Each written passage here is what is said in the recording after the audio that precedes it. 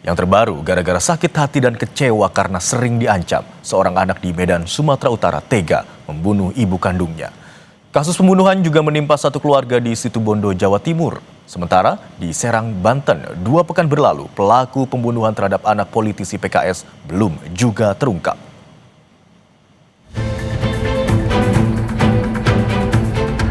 Seorang ibu di Medan, Sumatera Utara ditemukan tewas di tangan anak kandungnya. Korban ditemukan meninggal dalam kondisi luka di tubuhnya. Polisi bilang pembunuhan dipicu perlakuan korban yang kerap melakukan kekerasan dan ancaman terhadap anggota keluarganya. Sakit hati memuncak setelah korban menghapus aplikasi game online di ponsel pelaku. Melihat kekerasan yang dilakukan korban terhadap kakak, adik, dan bapaknya yang diancam menggunakan pisau. Ini dilihat oleh si adik.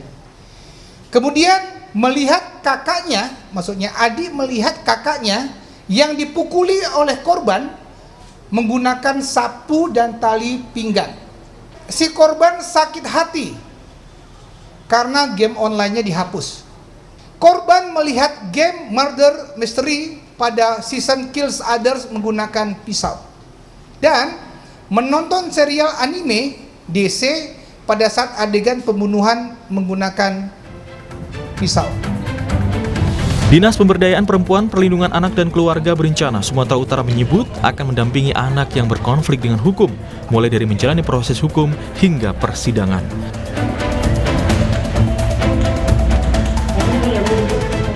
Di Situbondo, Jawa Timur, 3 orang dalam satu keluarga ditemukan tewas dengan sejumlah luka.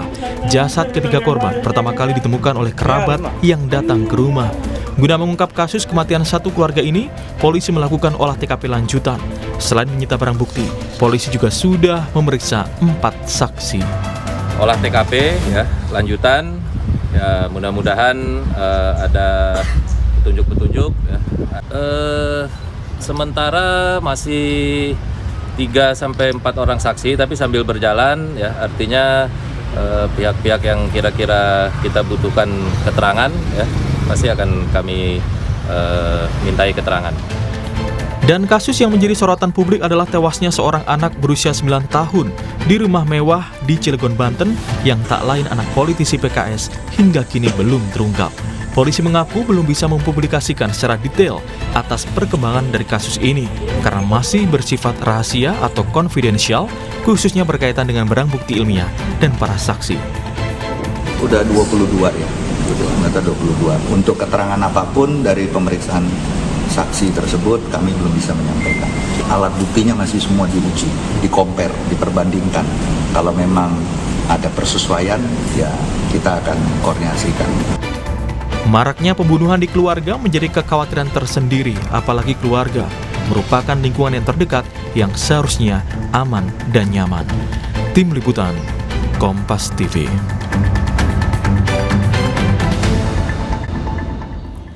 Maraknya kasus pembunuhan di lingkup keluarga menjadi keprihatinan tersendiri. Lingkungan keluarga adalah lingkungan yang harusnya nyaman dan aman. Lalu, mengapa kasus pembunuhan seperti ini bisa terjadi di lingkungan keluarga? Kali ini kita akan membahasnya bersama dengan psikolog klinis forensik Cassandra Putranto. Selamat siang, Mbak Cassandra.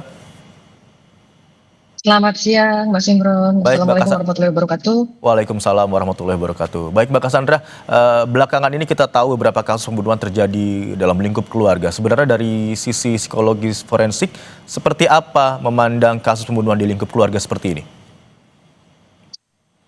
Dalam setiap kasus yang melibatkan hilangnya nyawa seseorang, tentu harus ada pemeriksaan yang mendalam terlebih dahulu untuk mengetahui dan memastikan sumber penyebabnya. Nah, dalam hal ini kan kepolisian juga pasti sedang mencari sebabnya ya, tapi dari hasil-hasil yang diperoleh tentu bisa dipastikan, bisa ditentukan kira-kira faktor yang mungkin menjadi penyebab.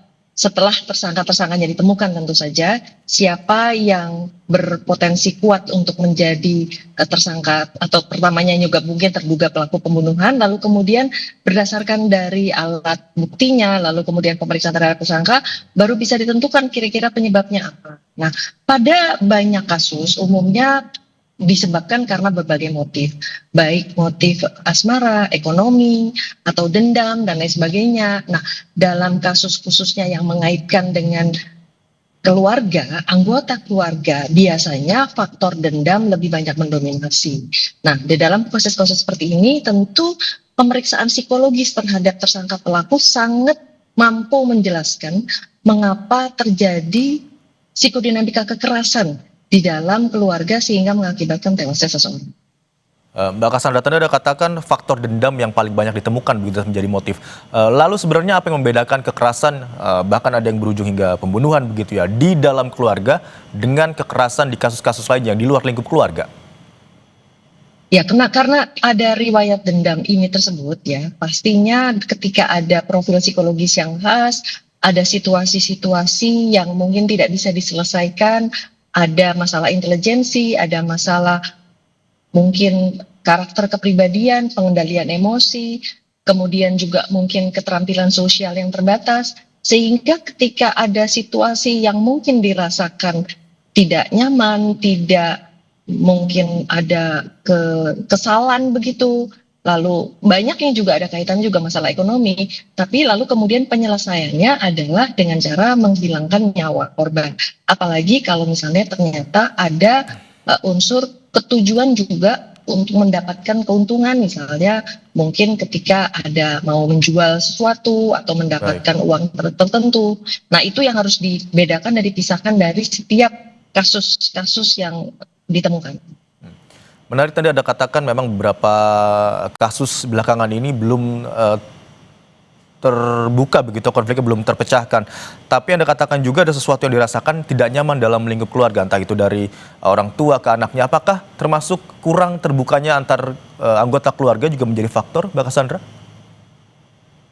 Bisa jadi, tapi yang jelas adalah ketika rasa emosi itu tidak terdeteksi, tidak terungkap, lalu kemudian diabaikan, bagaimana setiap anggota keluarga ini tidak mengenali masing-masing dan mungkin juga memang tidak ada komunikasi dan hubungan interpersonal yang harmonis, sehingga akhirnya solusi untuk menghilangkan nyawa itu menjadi bagian, selain juga mungkin karena adanya ledakan emosi yang mendadak, yang begitu tiba-tiba. Nah, ini yang nanti bisa membedakan antara salah satu jenis motif pembunuhan ini adalah dengan spontan atau terencana. Nah, ketika ada ledakan emosi biasanya memang cenderung spontan. Tetapi ketika ada persiapan, lalu kemudian ada rencana-rencana, apalagi kemudian melibatkan orang lain, nah ini bisa disebut bukan karena ledakan emosi, tetapi justru berdasarkan pertimbangan yang matang sampai ada rencana-rencana untuk menghilangkan jejak dan lain sebagainya. Tapi Mbak Cassandra, ketika ada rencana, ketika ada persiapan begitu, apakah pelaku itu menyadari konsekuensi selanjutnya, ataukah hanya aksi spontanitas saja dengan ledakan-ledakan emosi yang dapat diluapkan begitu, Mbak Cassandra? Ya, itu yang membedakan setiap kasus. Itu alasannya mengapa kepolisian tentu menahan diri untuk tidak segera membuka dan mengungkapkan sebelum semua bukti-bukti itu diperoleh. Jadi kembali lagi bahwa penyelidikan itu sangat hati-hati dilakukan untuk supaya bisa memastikan penyebabnya apa. Lalu perjalanan dari sebuah keputusan tersebut apakah disebabkan karena ledakan emosi, karena tidak dapat mengendalikan emosi, atau karena perencanaan. Nah, ini juga berdasarkan hasil-hasil temuan di lapangan. Lalu bagaimana masyarakat di luar lingkup keluarga, tapi masih keluarga dekat begitu Mbak Cassandra ya, bisa lebih proaktif melaporkan tanda-tanda kekerasan internal yang terjadi dalam keluarga? Ya, sebenarnya kembali lagi kita di Indonesia memang mengenal adanya keluarga inti, lalu kemudian ada keluarga extended gitu ya, meluas, mungkin ada kira-kira misalnya ada ayah, orang tua, ada kakek, nenek, ada tetangga. Nah, ini yang tentu harus pastikan juga bahwa setiap anggota keluarga mengenali masing-masing yang lainnya, lalu kemudian juga mengetahui apa yang sedang terjadi, bagaimana kondisi emosi mereka saat itu. Situasi-situasi yang mungkin sulit sedang dihadapi, pertengkaran-pertengkaran, nah semua harus diselesaikan, jangan sampai berlarut-larut, dan jangan sampai ada satu kondisi yang terabaikan, sehingga akhirnya karena adanya suatu perjalanan emosi yang tidak terdeteksi oleh anggota keluarga lain, sehingga hal ini bisa terjadi yang tentu saja bisa berakibat sangat fatal, karena pada beberapa kasus bisa jadi korbannya lebih dari satu. Baik, intinya salah satu hal yang harus menjadi penting adalah bagaimana keterbukaan dalam anggota keluarga, antar anggota keluarga, sehingga apapun dapat dibicarakan begitu, termasuk hal-hal yang menjadi dendam dalam lingkungan keluarga. Terima kasih atas informasi yang Anda bagikan, Mbak Cassandra Putantro.